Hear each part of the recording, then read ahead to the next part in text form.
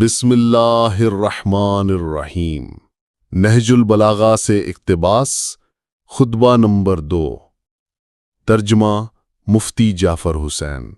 صفین سے پلٹنے کے بعد فرمایا، اللہ کی حمد و ثنا کرتا ہوں، اس کی نعمتوں کی تکمیل چاہنے، اس کی عزت و جلال کے آگے سر جھکانے اور اس کی معصیت سے حفاظت حاصل کرنے کے لیے، اور اس سے مدد مانگتا ہوں اس کی کفایت و دستگیری کا محتاج ہونے کی وجہ سے۔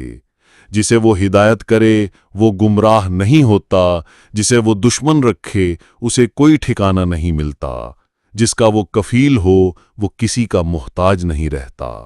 یہ حمد اور طلب امداد وہ ہے جس کا ہر وزن میں آنے والی چیز سے پلہ بھاری ہے اور ہر گنجے گرام آیا سے بہتر و برتر ہے۔ میں گواہی دیتا ہوں کہ اللہ کے علاوہ کوئی معبود نہیں جو یکتا و لا شریک ہے، ایسی گواہی جس کا خلوص پرکھ لیا جا چکا ہے اور جس کا نچوڑ بغیر کسی شائبہ کے دل کا عقیدہ بن چکا ہے۔ زندگی بھر ہم اسی سے وابستہ رہیں گے اور اسی کو پیش آنے والے خطرات کے لیے ذخیرہ بنا کر رکھیں گے۔ یہی گواہی ایمان کی مضبوط بنیاد اور حسن عمل کا پہلا قدم اور اللہ کی خوشنودی کا ذریعہ اور شیطان کی دوری کا سبب ہے۔ اور یہ بھی گواہی دیتا ہوں کہ محمد صلی اللہ علیہ وسلم اس کے عبد اور رسول ہیں، جنہیں شہرت یافتہ دین، منقول شدہ نشان، لکھی ہوئی کتاب، ذوفشان نور، چمکتی ہوئی روشنی اور فیصلہ کن امر کے ساتھ بھیجا تاکہ شکوک و شبہات کا ازالہ کیا جائے اور دلائل کے زور سے حجت تمام کی جائے، آیتوں کے ذریعے ڈرایا جائے اور عقوبتوں سے خوفزدہ کیا جائے۔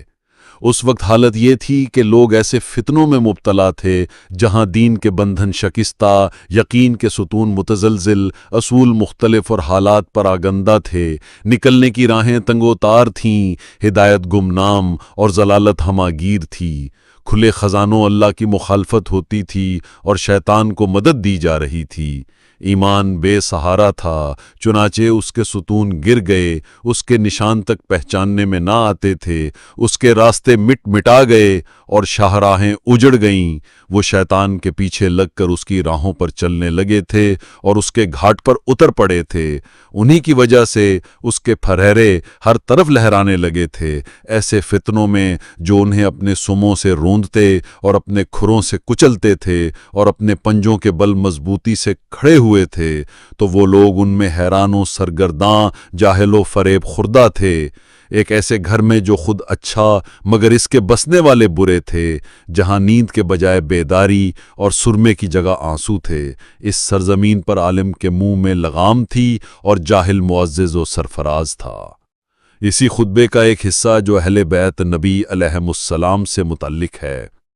وہ سر خدا کے امین ہیں اور اس کے دین کی پناہ گاہ ہیں، علم الہی کے مخزن اور حکمتوں کے مرجع ہیں، کتب یعنی آسمانی کتابوں کی گھاٹیاں اور دین کے پہاڑ ہیں۔ انہی کے ذریعے اللہ نے اس کی پشت کا خم سیدھا کیا اور اس کے پہلوؤں سے ذوف کی کپ کپی دور کی۔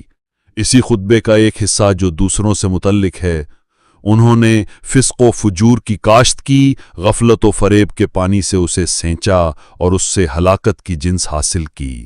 اس امت میں کسی کو آل محمد علیہم السلام پر قیاس نہیں کیا جا سکتا۔